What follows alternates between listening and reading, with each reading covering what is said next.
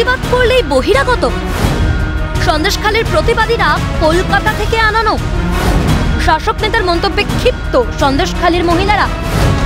বহিরাগত নন, voter card নিয়ে চওড়া প্রতিবাদী কণ্ঠস্বর।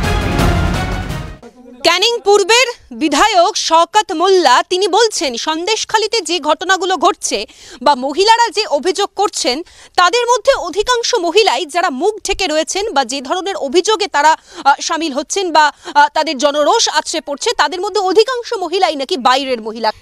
যিনি বলছে তিনি ভুল বলছেন, আর যিনি কথা বলে উনি ওই সব করেন। আমাদের মানে আধার কার্ড আই কার্ড দেখুন, দেখুন আধার কার্ড বা আই কার্ড দেখুন।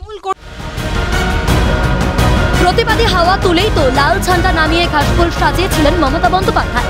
সেই নেত্রীর দলের বিধায়ক হয়ে এখানে মন্তব্য। জ্বলন্ত সন্দেশখালীর আগুনে ধৃত সংযোগ করলেন ক্যানিং পূর্বের বিধায়ক। মমতা দি শেখানো কথা যা বলেছে মমতা দি শিখিয়ে দিয়েছে। আপনারা এখানকার বাসিন্দা? আমরা এখানে করে বাসিন্দার। ক্যানিং এর বিধায়কের বক্তব্য সম্পূর্ণ ভুল। আমরা এখানে করাই বাসিন্দার, আমরা এখানে করা ভোটের সময় হলে আমরা এখানে ভোট দিই।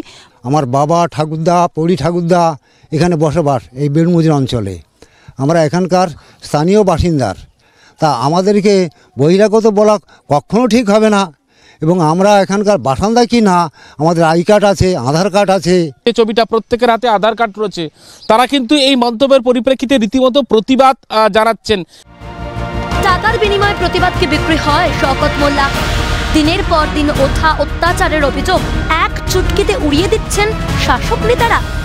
যাদের হাতে প্রশাসন, তাদের চিন্তাধারা এমন হলে বিচার দেবে কে?